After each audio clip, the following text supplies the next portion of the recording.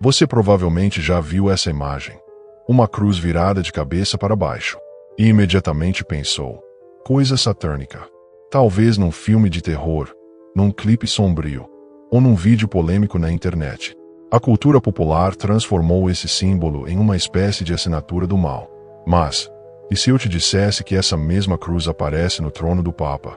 Isso mesmo, no centro do Vaticano, na sede do cristianismo mundial.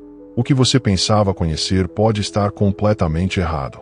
Fica até o final porque essa história vai mudar a forma como você enxerga símbolos sagrados, e talvez até a sua fé. A cruz invertida não nasceu como símbolo de blasfêmia, e muito menos como um sinal satânico. Sua origem está profundamente enraizada na própria história da fé cristã. Ela remonta ao martírio do apóstolo Pedro, uma das figuras centrais do Novo Testamento. De acordo com a tradição, quando foi condenado à crucificação pelos romanos, Pedro fez um pedido inusitado: que fosse crucificado de cabeça para baixo. Ele dizia que não era digno de morrer da mesma forma que Jesus. Esse gesto, carregado de humildade e reverência, marcou um dos momentos mais poderosos do cristianismo primitivo. A cruz invertida, nesse contexto, simbolizava a total entrega a Deus, a negação do ego, a submissão à fé. Por isso, esse símbolo aparece até hoje em ornamentos litúrgicos, tronos papais e esculturas sacras. É a cruz de Pedro, um lembrete silencioso de que aquele que guia a igreja deve se colocar abaixo de Cristo em tudo. Durante séculos, a cruz de Pedro foi reconhecida no meio cristão como um símbolo de fé e humildade. Mas isso começou a mudar drasticamente a partir da segunda metade do século XX. Movimentos contraculturais, artistas rebeldes e bandas de heavy metal começaram a usar a cruz invertida como símbolo de provocação. Ela passou a aparecer em palcos, capas de álbuns e clipes, não como expressão religiosa, mas como um ataque visual às instituições. O cinema pegou esse choque e transformou em terror. Cruzes virando ao contrário sozinhas em filmes de possessão, entidades demoníacas zombando do cristianismo com símbolos invertidos.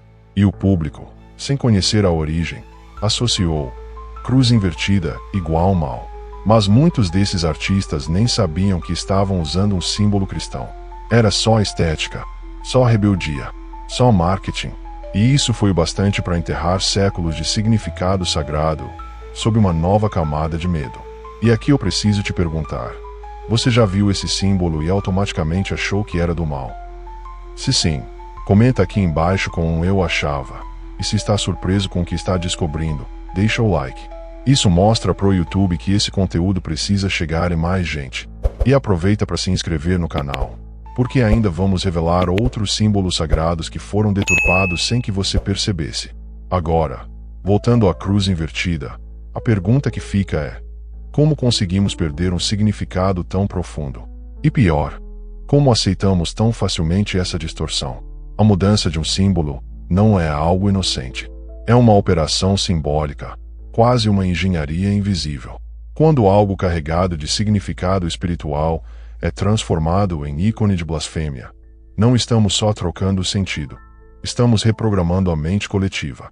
A cruz invertida virou o anti por excelência, o contra. Mas esse novo valor emocional foi plantado aos poucos e se espalhou como vírus cultural. Símbolos funcionam como gatilhos inconscientes. Mesmo sem saber o porquê, seu corpo sente, sua mente associa, e sua reação emocional muda. Aos poucos, aquilo que era sagrado se torna banal. Ou pior, passa a ser odiado. E o mais perigoso, isso acontece sem resistência, porque ninguém está prestando atenção. Hoje vivemos cercados por símbolos. Eles estão nas roupas, nos clipes de música, nos jogos, nos filmes, nas tatuagens, nas redes sociais. Estão por toda parte, estampados nas paredes das cidades, nas capas de livros, nos logotipos de marcas que você consome. Mas, apesar dessa presença massiva, a maioria das pessoas já não sabe mais o que eles significam. Aquilo que um dia evocou fé, sacralidade e reverência, agora é visto como ultrapassado, careta, repressivo ou até mesmo motivo de piada. Símbolos que já foram carregados de sentido espiritual profundo hoje são apenas acessórios estéticos, parte de uma moda, uma assinatura visual vazia. A cruz invertida é só um entre muitos exemplos. Antes um símbolo de humildade extrema, agora reinterpretada como provocação, blasfêmia ou rebeldia. E isso não aconteceu por acaso. Isso é o reflexo de algo muito maior, uma guerra simbólica em curso.